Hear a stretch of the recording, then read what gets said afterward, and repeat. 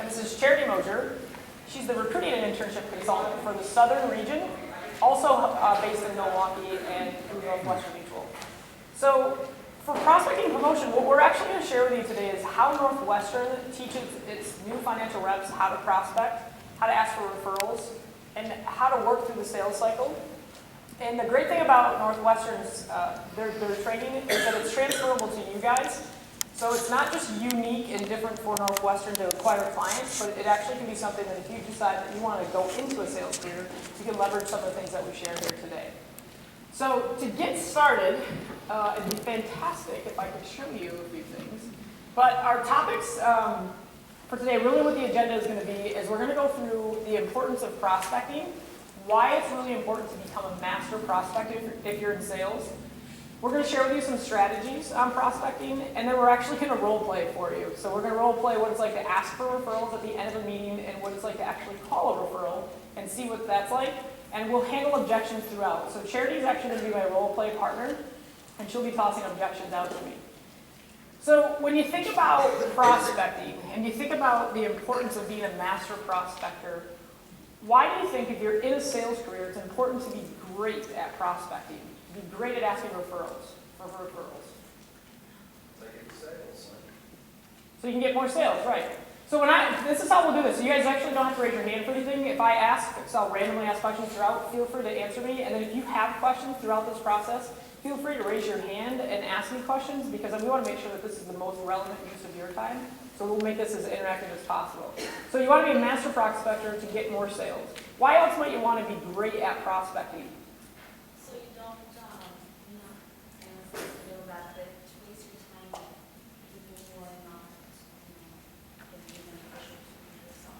Yeah, actually, yeah. So prospecting is not just about getting just names, to have names just to call people. You want to actually qualify those prospects so that they fit your criteria of whatever it is that you're going to sell. So to be a master prospector, you really have to know what your language is. So a lot of sales companies will teach you their language to teach you how to best ask for referrals, how to best phone, how to do those things. And what I would tell you is the more comfortable you are and the more confident you are when you ask people for referrals, the more likely you'll get introduced to people. So what I'd love to do is raise your hand if you've ever referred somebody because you went to a great restaurant and you had a great meal. How many of you, raise your hand, have ever actually referred somebody to that restaurant?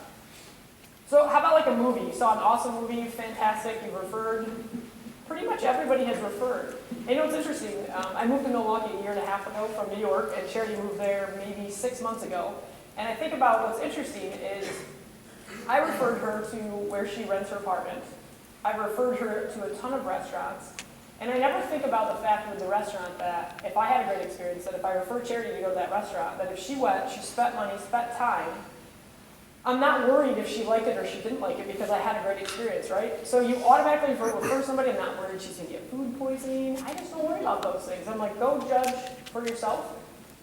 How about, has anybody ever been sold something or had a salesperson approach them? Raise your hand if anybody's had a salesperson approach them.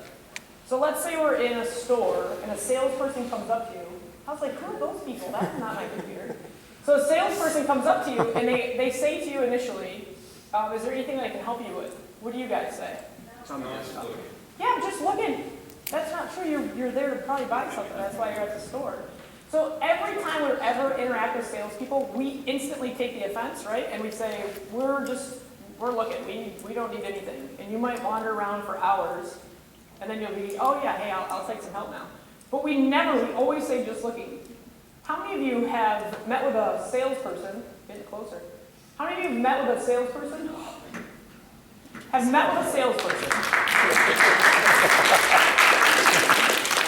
That's why I gotta have math. So how many of you have met with a salesperson? Raise your hand if you've actually met with a salesperson. Somebody's tried to sell you something. How many of you, keep your hands up if you've met with a salesperson. How many of you have they asked for a referral and you actually gave a referral to a person without asking that person? So if somebody said, hey, Sarah, I want to refer to some people who you know, and I said, oh, you call Charity, but I didn't tell Charity. I just said, go ahead and call her, and then they call Charity. How many of you have actually done that, where you just give the name and don't care? So you don't qualify the person, you don't do anything. You just say, hey, you can call charity, I think she might be interested. Few people. So isn't that amazing? We will say, hey, we went to a restaurant, fantastic food, go try it. And we say, good luck to you. You go try it. I hope you like it. And if you don't, you aren't going to hate me. I don't even care if she likes it. I'll be glad she liked it, because maybe we'll go next time. But we don't care. But when we're trying to connect people, for some reason, even if that person gave you the best service in the world, we do not want to say, oh, call my friend Charity. She'd love to hear from you. We never want to connect another person to another person when we think about sales. Right? Do you feel like that's kind of true for you guys? It's kind of like when you're in the store, you're always just looking. So what I'm going to do is I'm going to share with you how to ask for referrals, how to build rapport with those people, how if you want to start in your own sales career and you want to work for a company where you create your own leads, how you do that, and then if you want to work for a company where they give you leads, how you can do that as well. So any questions to this point? Okay. So strategies for prospecting. This seems pretty common sense, like you actually have to ask, but what I'll tell you is, when you ask for something, you typically get it. So when I say you have to ask, one, you have to have the courage to be able to ask people for introductions. You have to be able to be quiet to let them think about who they're introducing you to. And you have to know who you're asking for. So you have to have a market or a qualifier for who you would be looking for. And the reason I say comfortable and confident is we all have that awkward friend that we all like. I might be the awkward one of my friends, but we have the awkward friend who we all like. We all have a great time with that person, but we always just kind of wonder how they've made it. Right? Seriously. We really do. We're just thinking, my goodness, you can't even call and order a pizza. You just can't do things, but we still like you. So imagine that awkward friend of yours sitting down with you to ask for referrals, to be introduced to your friends, to sell them something. How does that really feel when they're kind of that awkward, not comfortable, not confident kind of, even though you like them, you're probably not easily referring them. So when I think about comfortable and confident, what I think about is that when you're asking for referrals, you're communicating in a way that's clear to them, that you have some confidence when you're asking them. You're not arrogant, you're not overconfident, but when you're speaking, you know what you're asking for, and you can handle objections as they give them to you. So you go into a meeting where you're prospecting or asking for referrals or introductions by knowing how you're going to ask, who you're going to ask for, and if they say, boy, I can't think of anybody, or whatever their objections are, you're already prepared to handle those. So the value is, there's a few different ways you can meet people. You can start with your natural market. You can cold call. But when you go to meet people, let's say you're going to meet with a center of influence, somebody who you're literally sitting down with to prospect with. So you're just sitting with them to get introduced to other people. The biggest thing you want to do is educate them on what it is that you actually do. What is your sales career? What is your job? Why are you there? And then the second thing you want to make sure that you tell them is how you're going to approach the people that they refer you to. So when I said, if I just randomly said, hey, you can call Charity, I probably want to know what they're going to say to her. I might want to know what they're actually going to do, if they're going to call her or email her, or how they're going to approach. So if you can tell them what it is that you do and how you do it, it starts to alleviate some of their stress and worry about it. And then the follow-through piece, the key to the follow-through piece is whatever you tell a prospective person that you're working with that you're going to do, that you actually do it. And I will tell you, in the sales industry, in any industry area out there right now, it's all about service. People are going to remember more about what you did and what you've done for them than what you say you're going to do. If you don't follow through and you don't do something, they will remember that for sure. So I know most of you guys some of you are probably very new to New Orleans. Maybe this is your first time here. Some of you, I know, can't stay awake right now. I'm watching you. It's so funny. Like, you can actually see people's eyes. And you'll fight it. I know it's hard, but... So some of you are new here. So you probably have asked the concierge for recommendations. Where do I go eat? Where should I do whatever? You've probably looked at maybe Yelp and read people's reviews. People instantly can tell you good things and instantly tell you bad things, and you judge based on what that person says. So if somebody says, I wouldn't go there, they're awful there, you just don't go. If they say they're fabulous, you're like, oh, I'll go try that. So with the follow-through piece, I'm going to role play a little bit with Charity. She has no mic, but she's got a loud mouth, so she'll be fine. So I'm going to role play a little bit with Charity on, if I asked for introductions, what is it that I would actually do and how I would set up the follow-through. So let's say at the beginning of the meeting, I told them why I was there and what I was doing. I shared with them why I want introductions. I've asked for introductions, which I'll role play that after. And then at the end of the meeting, I would just thank Charity for her time. So I appreciate you coming in here today, and I'm thankful that you introduced me to these 6 new people. What I'd like to do is I'd like for you to call them and let them know that I'm going to call them in the next 2 days. If for some reason you talk to somebody but they definitely don't want to hear from me, let me know so I don't call them. But the other people that they want to hear from me, I want to make sure that when I call them that they're prepared for my call, that I'm not going to catch them off guard. So is that something that you think you can do in the next 2 days? Yeah. Okay. So every time you meet with people, you literally want to set the agenda, and guess what? You have to call them in the next 2 days. Because if you don't call them, then the friend is saying, hey, I never heard from so-and-so, so I guess they're not calling. So you want to just make sure you do that, and even if you have to leave a message, I would do that as well. So when you're thinking about prospecting for people, we don't want to just get names, we want to get qualified introductions. So some strategies for prospecting. So your natural market, I'm going to talk a little bit about that. I'm going to role play how to ask for referrals. Talk a little bit about feed lists, how you can use social media, and then if you have repeat clients or customers, how you can work with them. So if you start in a sales career and you work for a company that gives you a list of people to call and they have you call them, you get paid less on those sales than you do if you work for a company where you create your own market. So if you're working for a company that has you basically do cold calling, you're going to make a lot of calls throughout the day, and you've got to be able to hear no a lot and not take it personally. And then when you meet those people, you've got to work really hard to build a good relationship with them so that they can trust you and that they would maybe buy whatever it is that you're selling. So with the other side is the warm market, to only do referred lead prospecting, where you're not cold calling people at all, you're getting introduced to somebody through another person. And just like I just asked at the beginning, it's very challenging to get referrals from people. But if you go into a meeting and you are comfortable and confident and you ask for the people that you want, people will be willing to help you if you've given them good service. So if you're thinking about a career in sales, one of the things that I would say is people always ask me when they come up to us at Northwestern Mutual, they always ask me, do I have to sell my parents? Do I have to sell friends and family? Do you just want a list of those people?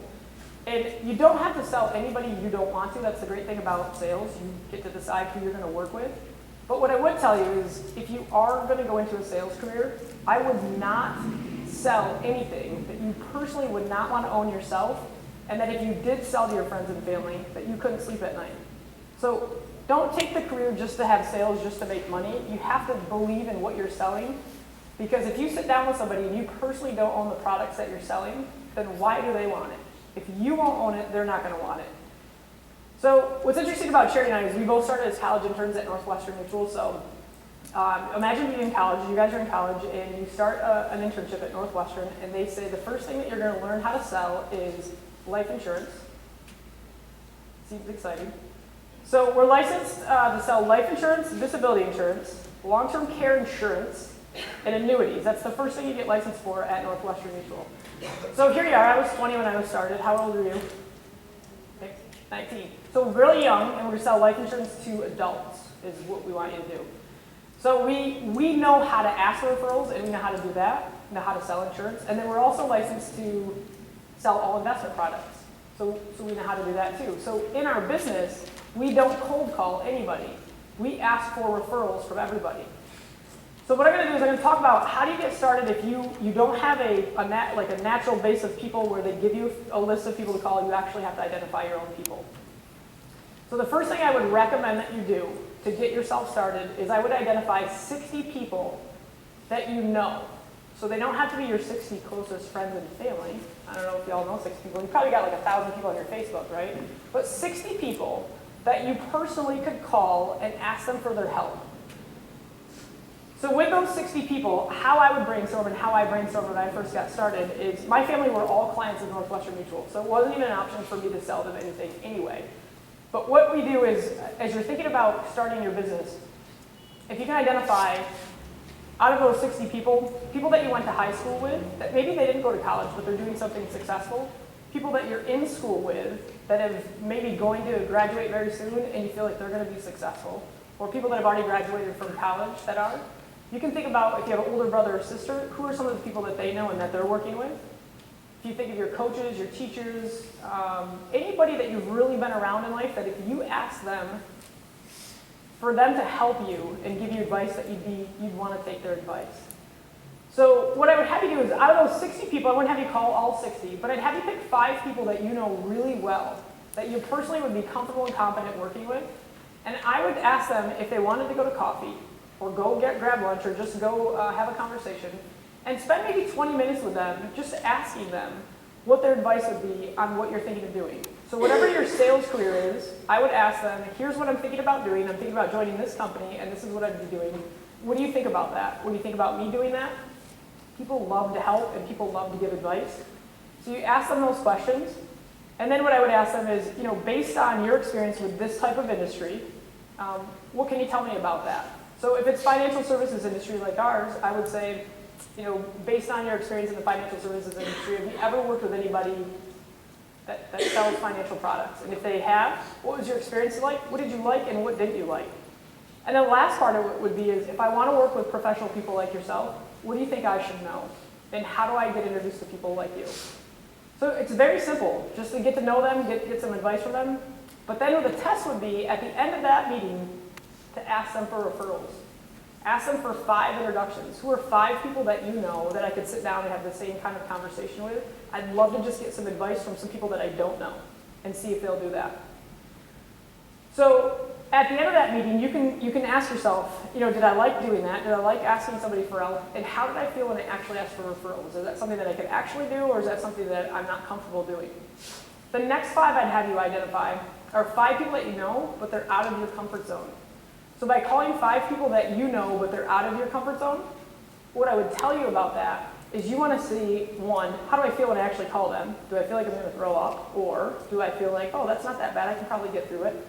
And then when you sit down, I'd ask the same exact questions that you did to the people that you knew. And then I'd ask for the 5 more referrals. And by asking for 5 more referrals from 5 people that are out of your comfort zone, that's going to challenge you. That's going to make you determine if this is something that you could do. So if I've met 5 people I know well, 5 people out of my comfort zone, that's 10 people I basically knew. And if all of them gave me 5 introductions, I have 50 new people to call that maybe I don't know all 50. I'd have you choose 5 that you don't know.